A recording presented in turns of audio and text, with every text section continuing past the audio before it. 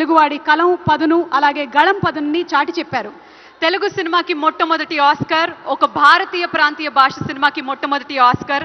అలాంటి ఆస్కార్ని తెచ్చిన వీళ్ళిద్దరిని సత్కరించుకోకుండా ఉండడం ఎలా చెప్పండి?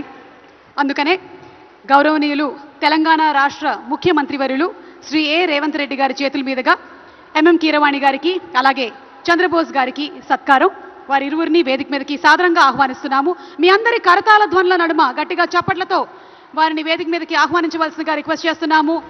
ఎంఎం కీరవాణి గారు అండ్ చంద్రబోస్ గారు ఆర్ఆర్ఆర్ సినిమాకి గాను ఆస్కార్ అవార్డుని అందుకున్నటువంటి ఘనత వారిది. నాటు నాటు నాటు నాటు పాటకి గాను అవార్డుని అందుకున్నారు. సో కంగ్రాచులేషన్స్ చెప్తూ సీఎం గారి చేతుల మీదుగా, సీఎం ఏ రేవంత్ రెడ్డి గారి చేతుల మీదుగా వారికి ఫెలిసిటేషన్. కంగ్రాచులేషన్స్ ఎంఎం కీరవాణి గారు, కంగ్రాచులేషన్స్ చంద్రబోస్ గారు.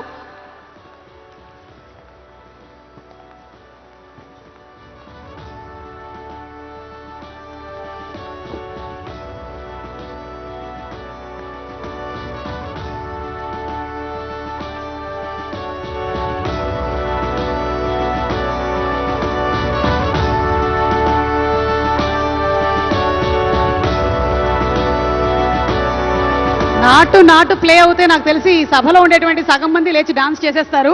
మా చంద్రబోస్ గారిని మాట్లాడవలసిందిగా రిక్వెస్ట్ చేస్తున్నాము. అందరికీ నమస్కారం. ఎక్కడెక్కడ ఏమేం సాధించినా మన గడ్డ మీద, మన నేల మీద, మన వాళ్ళ మధ్య ఇలాంటి గౌరవం పొందడం అనేది ఎప్పటికీ మర్చిపోలేని విషయం. మనస్ఫూర్తిగా తెలంగాణ రాష్ట్ర ప్రభుత్వానికి, రేవంత్ రెడ్డి గారికి మనపూర్వక ధన్యవాదాలు తెలియజేసుకుంటున్నాను. అందరికీ నమస్కారం అండి.